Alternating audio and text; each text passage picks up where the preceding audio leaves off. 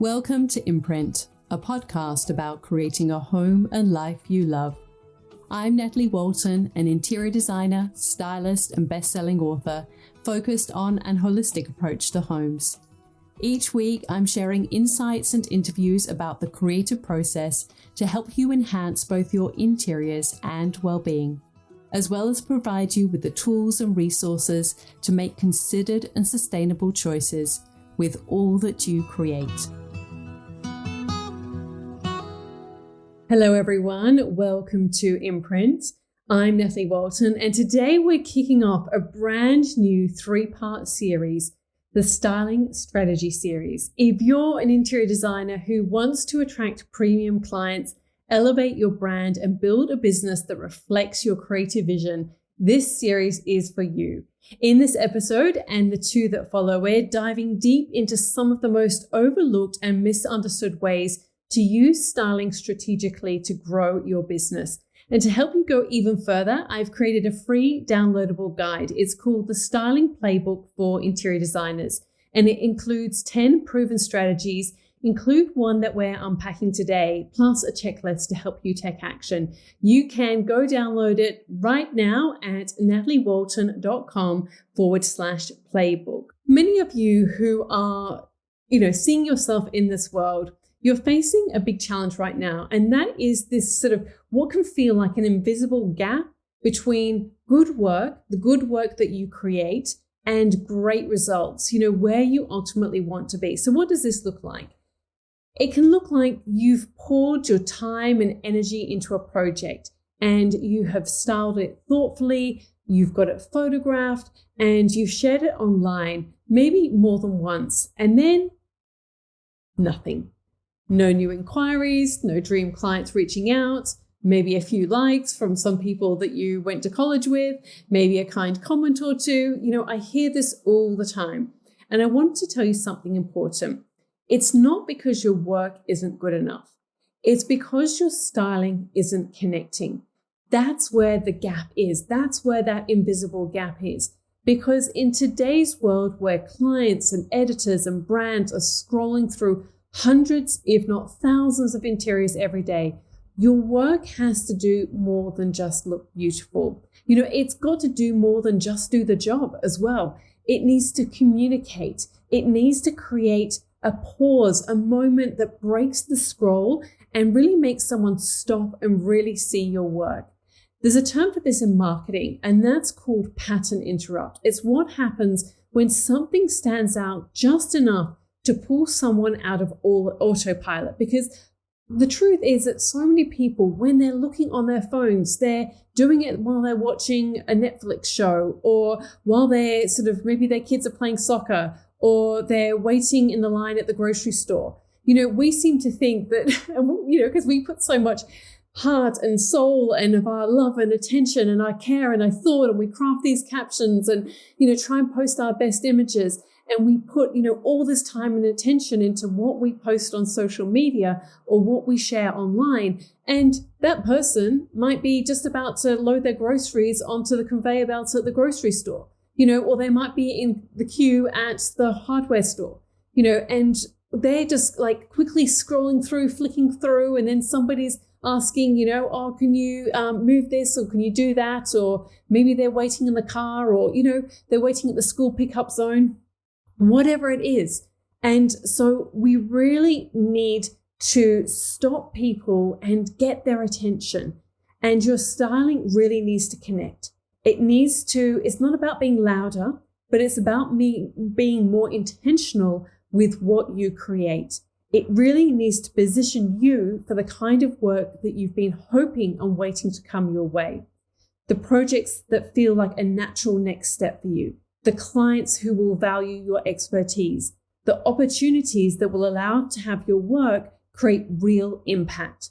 So what I want for you to know and understand, that styling isn't just the final layer that you add to a project. It's not that last 10% that's just like the putting a few throw scatter cushions and a few little ornaments that you've picked up somewhere along the way. That is not what styling is, not when it's done well, not when it is used strategically. Instead, It is a strategy for you and your marketing, because styling is actually the first thing that people say. It's your first filter. It's how people meet your brand. It's how you make a first impression, often before anyone reads a word or clicks a link. And it's what shapes how people feel about your work too, often in just seconds. It's not just about making something look good, it's making someone feel something. It's not just about styling a space, it's about crafting a moment that your ideal client connects with. It should make them think, I want to live like that. I want to work with that designer. I want to have that feeling when I step through my front door. And most of all, it's about turning your work into a magnet for the right clients and opportunities. So today we're going to talk about why your marketing might not be magnetic and what you can do right now to fix that. We're going to get really practical and strategic and, going through some really practical steps in this session. Okay, so the big idea that I really want you to know and understand is that your styling is your brand's first impression. It is how you create that emotional connection. And so I want you to think of your styling as your shop window. It's thoughtfully curated, visually cohesive, and reflects a clear aesthetic. People will stop and look. I lived in London in the early 2000s, and this was kind of at the time of the pinnacle of the retail experience. And London did retail really well. The shop windows were not necessarily big always. Sure, you had the Selfridges and the Harvey Nicks, and, they were incredible, those big department stores. They weren't necessarily big, but, you get these boutique stores, and they were so creative. And one of my favorite things to do over lunchtime when I was working in a sort of corporate-y kind of job was to sort of walk around the streets and look at these amazing shop windows. I just loved the creativity that was on display. It really made me stop and look. It made me want to be part of that experience. It made me want to step inside and, absorb the atmosphere of these spaces. And that is what your styling should do. And, you think of the opposite of that, where sometimes you see these stores and it's kind of a little bit half-hearted. There's like a mannequin that's kind of a bit toppled over, or, things that are not quite hanging up properly, or, there's a little bit of an idea, but it's not really executed too well. And look, I'm not saying that is what your styling looks like, but it's just this idea of, people will just keep walking by if something hasn't been created with a lot of thought and intentionality. So you don't get to, tell the full story if people are just walking past. You get a moment, maybe 3 seconds to make that good first impression, and that is it. And this is where I see so many designers get stuck. You've created the beautiful work, but your styling isn't elevating it. It's not sending the right signals, and it's not attracting the right people. So the first part of this process to really use styling in a more strategic way is to audit your work. This is the starting point, and you need to audit your work the right way.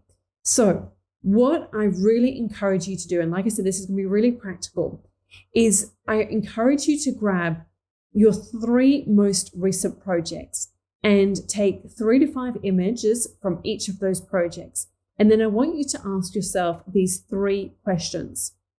The first question is, would someone hire me based only on this image?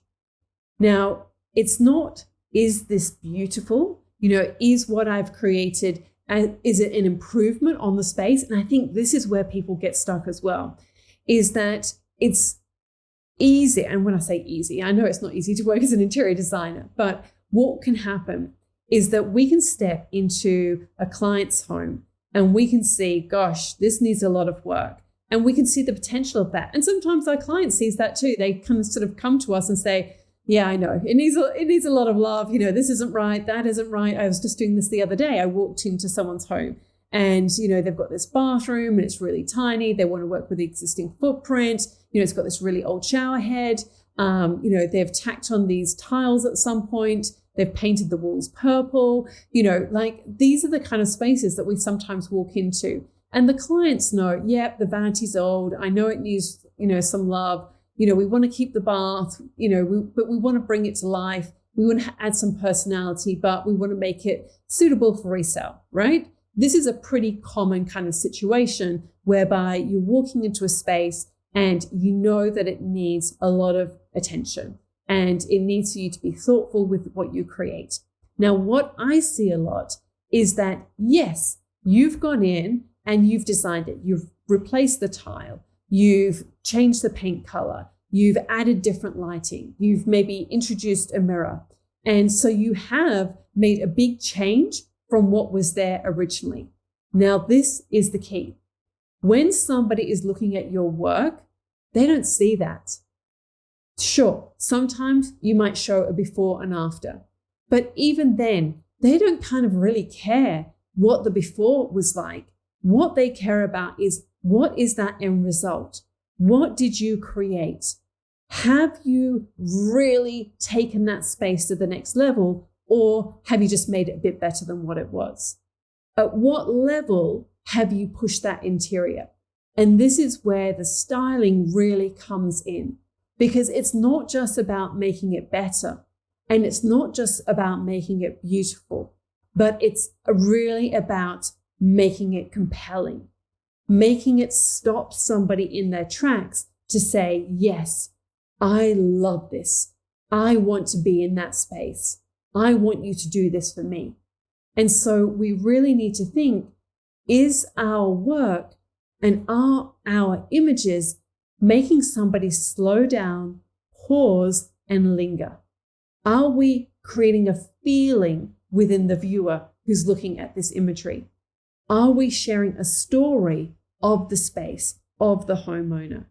And does it reflect the level of client and work you want to attract?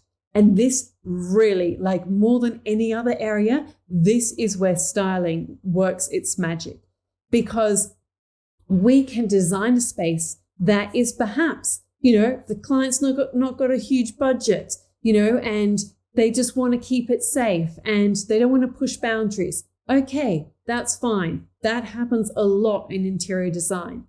But when you go in there and you've brought in some beautiful props, a beautiful, urn and some foliage, and you brought in beautiful textiles and elements that really take that space to the next level and create beautiful photography and imagery that you can use in your social media and on your website, that is when you start to attract that client at that next level. The client who is then excited to push the boundaries a little and be a little bit more adventurous with their spaces.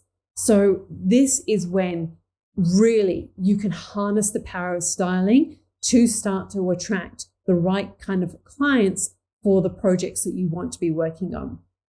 The next question is, does this image show the type of designer I want to be? So as I said, if you're trying to attract premium high-end clients, but showing projects that feel budget or basic, then that is what you're going to attract. And if your spaces feel safe or generic, then, you're going to really be stuck in that space. So you've got to remember that clients don't know how to articulate design vocabulary, but they do know how to recognize the feeling, and your styling creates that feeling. You also want to think about, is there a consistent thread through my work? So this is what helps you stand out. When people see your work over time, they should be able to recognize your aesthetic, your visual language, without seeing your name. And in the styling playbook, I suggest identifying 2 to 3 signature elements, which could relate to your palette or maybe the mood that you want to try and create throughout your spaces, and making sure that they show up across every project. Because, this is how you build brand recognition. And of course, when you're starting out, it can feel challenging sometimes to really put your imprint on your spaces. But the more that you do, the more that your spaces become known as yours, and the more that people then come to you, and this becomes the magnetic element, because you're not just trying to create what everyone else is creating. You are creating what is unique to you, your filter, your discerning eye, your lens. And then people start to come to you for that.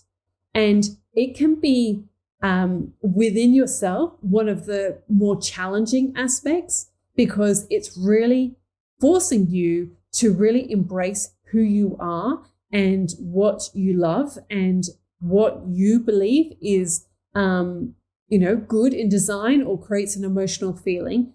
But that is also what people will come to you for. It's like this idea in business and in marketing about niching. And your signature style is a way for you to niche in your area, in your industry, in your area of expertise. You might be somebody who loves working with color. Great. How do you do color? What is unique about your approach to color? So there are so many different ways that you can approach color, but the more that you step into and really embrace what is unique to you, the more that you will attract those types of clients into your world. So there are 3 common traps, though, and common mistakes that I see when it comes to designers sharing their work in relation to their portfolios. And obviously your portfolio of work, this can show up in what you share on Instagram, your website, your marketing materials, the design proposals, your onboarding packages, all of those things. So the first mistake is really creating work that is pleasant but generic. So these spaces are nicely styled, but they could belong to anyone. There's no clear point of view, no signature aesthetic, and nothing that sets the work apart. It might be beautiful, but it can very easily become forgettable. So how to do this right is that you should carry your perspective, whether it's the way you compose a scene, the materials that you return to, or the restraint you show. There should be something unmistakably you in the image, because if your work doesn't reflect your identity, it can't build recognition. And without recognition, it's very hard to grow a brand. This actually reminds me of the stylist Sabella Court, who, when she first came onto the scene, she would always tie knots in things, tie knots in the way that she would hang lights, tie knots in so many different things. And she would always show frayed edges on fabric or things pinned together in a very kind of almost haphazard kind of way. But this was her very, and she'd always use tape to hang things up. And it was very much a kind of a look of the early 2000s of people who remember those early days of anthropology when it first came big. But, that was like her signature in many, many ways. And it's not necessarily, people think like, what is it? Like, how can I make my signature my own? But it is the way that you style the cushions. It is the way that you place them. It is the way that you layer rugs. It is the way that you use proportion in relation to lighting. It is the way that you use materials and mix them or don't mix them. It is the way that you use color. It shows up in so many different ways. Okay, the second mistake relates to an inconsistent aesthetic. So when every project looks and feels completely different, it creates confusion. Often this happens because you're styling only for the space instead of also styling for your brand. So yes, your styling should respond to the architecture, the client, and the context, but it should also carry a through line, something recognizably you. So this is where you really want to develop a visual language. This might be a consistent palette, a refined sense of restraint, a particular type of texture, material, or mood.